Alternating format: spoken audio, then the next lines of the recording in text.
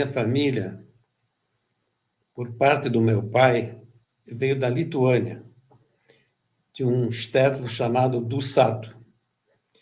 E quem veio na minha família foi a minha avó, a Bob Feigelib, com 13 filhos, viúva, veio no navio Almazora, que desembarcaram num porto na França, depois de ter ido com pequenas embarcações e carroça até esse porto, e chegaram na Ilha das Flores. Lá ficaram em quarentena, depois vieram para Porto Alegre, de Porto Alegre de trem até Getúlio Vargas, depois Erebango, de carroça, até um shtetl que chamavam de chalé, e hoje chamam de Colônia Baronesa Clara, porque era em homenagem à esposa do Barão Hirsch.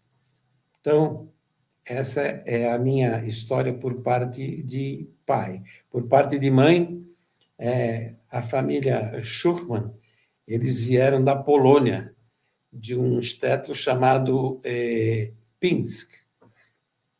E, da mesma forma, vieram com o mesmo navio em 1927 e chegaram até a colônia Baronesa Clara e habitavam a colônia número 20. E a minha Bob Feigelib, por parte de pai, ela habitava a colônia número 20. É o seguinte, a sede era a Vila de Quatro Irmãos. A oeste de Quatro Irmãos ficava Barão Hirsch, é um shtetl chamado Barão Hirsch, e algumas outras povoações ou povoados, chamava Rio Padre, Campo Erechim, Ipiranga, e uma outra sede um pouquinho maior, chamava Baronesa Clara. Então, essa Baronesa Clara mais a leste. Nessa Baronesa Clara, existiam 21 casas na primeira sede. Essas casas aí, me lembro, a número 2 era do Isser Burstein, a número 6 do Motke Blacher, que era meu tio, e Blacher, no fim, virou Bliacheriene. A número 7 era do Avron Meisch Spitzkowski, cuja família está aqui em São Paulo, e alguns, até o filho dele, o Leon Spitzkowski, está em Israel. E depois tinha a colônia 9, a colônia 8, 9, que me parece que era dos Begum, do Rabino Begum. Depois a número 10, a colônia número 10 era do Yain Kalitzen, era o Jacó Lichtenstein. E a colônia está lá até hoje, pertence aos descendentes da família. A colônia número 11, 12, 13, 14 era lá, era dos Gurski, dos Viunisky. Em frente à colônia 14 tinha um Bujanski. Era a única colônia que ficava no lado esquerdo, porque todas as outras colônias ficavam no lado direito. Depois descia os Schmidt, que eram os ferreiros, e logo em seguida vinha o Yankel Kost, a número 17. A número 18 era de um outro tio meu, o Chaim Bujanski. A 19 era dos Kagan, que na época chamavam Kagan, e aqui virou Kogan, ou talvez até alguns mantiveram o nome de Kagan. A colônia número 20 era, então, do meu avô, o David Leib Schuchmann, da minha avó Schifre, Bob Schifre, Sofia Schuchmann, e a 21 da Feigelib. Essa colônia, da Baronesa Clara, ela tinha duas sedes. Até a 21 era a primeira sede. A segunda sede pegava com os Yocholovitch, número 22, 23, 24, era o David Yocholovitch e o Shai Yocholovitch. Depois vinha os Fliegel, depois o Berl Blacher, que era meu tio também, depois vinha os Fishman, e, por fim, lá no fim, chegando já na estrada geral que levava a Quatro Irmãos, tinha o que se chamava o Mato do Xie.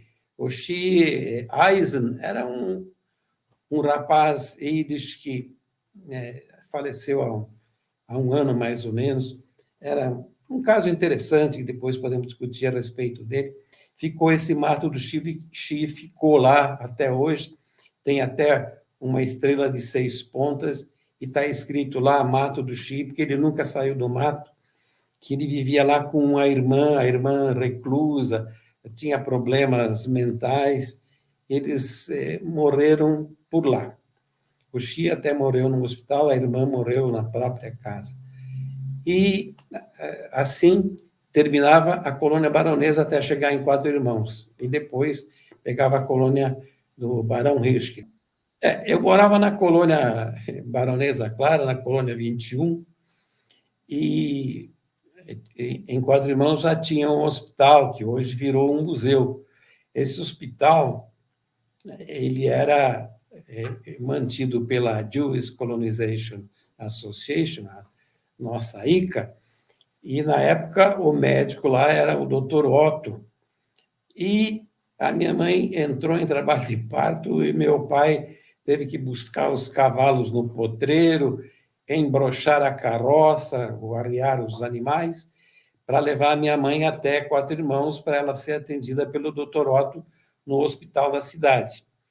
Aí foram de carroça, e era mais ou menos uns 14 quilômetros de chalé, ou colônia Baronesa Clara, até Quatro Irmãos, e a minha mãe entrou em trabalho de parto antes, ou chegou em período expulsivo, antes de entrar no hospital, ela deu à luz na carroça, e eu fui atendido no hospital, e o doutor Otto, que era parteiro, fez o serviço de neonatologia também quando eu nasci na carroça e entrei no hospital. Ele deu assistência neonatal a esse que vos fala aqui, que hoje, por ironia do destino, é parteiro também.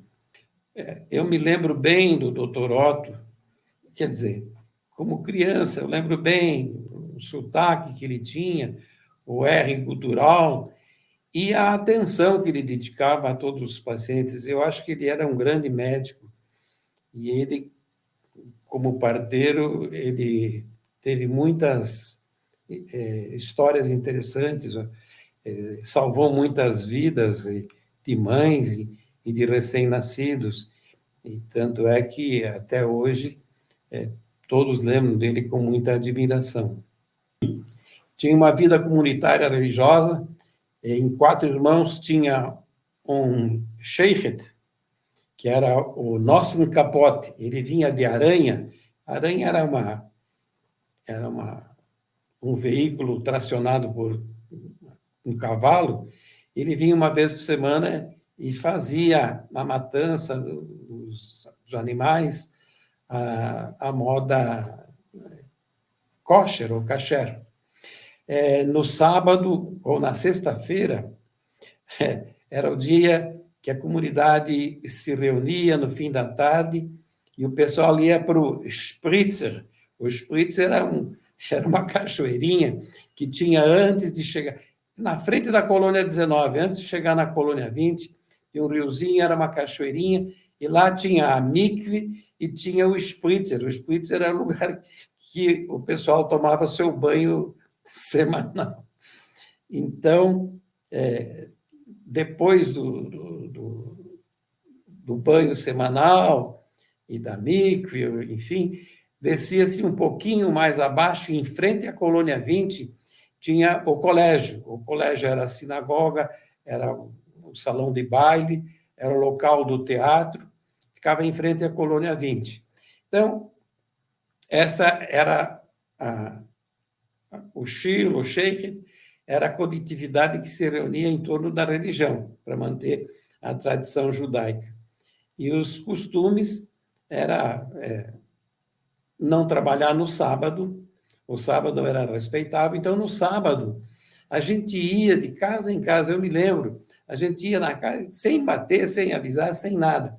A gente ia na casa dos vizinhos, e lá o pessoal todo recebia a gente com muita atenção e muita satisfação, e servia um chá do samovar. Então, essa água quente era mantida quente pelo samovar, colocado à mesa, e, invariavelmente, se tinha na casa um lecar e algumas famílias tinham um quadradinho de açúcar, que era servido também para tomar com o chá, e o soc. O soc era uma geleia, geralmente de morango ou de amora, tinha muita amora lá, e o pessoal fazia o soc também de amora, de abóbora, de batata doce, enfim. Essa era a vida social. Eu tive uma situação muito difícil. Há 80 anos, não existia nada lá. Existia, para não dizer, um professor, que era o professor Wittenberg, que ele deu aulas para minha mãe. E logo depois, quando eu saí de lá, com 4 anos, eu não frequentava a escola, mas já era outro professor, o professor Gojo. Esse professor Gojo deu aula para as gerações futuras. Eu já não estava mais lá. Eu saí, fui para Vila Áurea. É uma cidade, hoje é uma cidade, mas era um vilarejo onde só havia polacos, poloneses. E minha mãe, como era de origem polonesa, ela falava polonês fluentemente. E eu também falo até hoje o polonês fluentemente. Lá existia um grupo escolar, mas não tinha professor. Então, a minha influência, a minha vida mudou completamente quando existiu, ou existe até hoje, um colégio chamado Instituto Educacional, lá em Passo Fundo. E para estudar em Passo Fundo, tinha o internato que aceitava crianças, os jovens, a partir do terceiro ano primário, mas eu não era alfabetizado, eu não tinha conhecimento nenhum de nada. O que eu aprendi foi com a minha mãe, alguma coisa do abecedário, enfim, falava muito mal, escrevia muito mal. E para ir para o IE, eles aceitavam a partir do terceiro ano primário. Eu não tinha nem o primeiro ano primário, mas eu fui como terceiro anista do primário, senão teria que ir para o jardim da infância. E lá, Sérgio, lá a minha vida mudou, de fato, era um colégio moderno, um colégio norte-americano, uma escola metodista, que aceitava os judeus, porque não eram todos os colégios. O colégio Nossa Senhora da Conceição, lá em Passo Fundo, não aceitava judeu, nem interno, nem externo, eles não queriam nem saber de judeu. Lá aceitavam e respeitavam os judeus. Só que tinha que ter um bom poder econômico para poder se manter na escola. E, felizmente, os meus pais, quando saíram de Chalé, que era uma vida muito difícil, que tinha problemas de muita chuva, ou seca, ou geada, ou gafanhoto, ou doenças, assim, enfim, a febre, a gripe asiática, a gripe espanhola, enfim, e tornava difícil a vida lá na colônia Baronesa Clara, no Chalé. E quando eles foram para Vila Áurea, eles tiveram um desenvolvimento social e econômico, principalmente econômico, que permitia a minha permanência no internato do Instituto Educacional. E lá eu fiquei até 1960 e, não preciso te dizer, a minha vida mudou, e tanto que hoje eu falo para a Suzana, levo a Suzana, e agora, quando o IE fez 100 anos, eu fiz questão de ir lá, foram prestadas homenagens aos alunos que lá estudaram, enfim, aquele colégio mudou a minha vida, mudou radicalmente a minha vida, me tornou a mente. Eu acho que a gente tem uma raiz e preservar a memória, como você perguntou, é fundamental, Sérgio, porque, repito, a gente tem uma raiz e a gente fica preso a essa raiz, a essa memória. E eu tenho, em Chalé, em Quatro Irmãos, as lembranças da minha Bob, das minhas Bobs, do meu Zeide, dos meus tios, da minha vida de infância, e principalmente, Sérgio, sobre a nossa língua. Eu achava que no mundo tudo era em torno do idioma, não é nem língua, acho que é um idioma, Yiddish. Eu dou um grande valor ao Yiddish, acho uma pena se perder esse idioma que foi tão importante para ajudar os judeus a se comunicar sem que fossem entendidos por nações antissemitas que procuravam os judeus para sacrificá-los.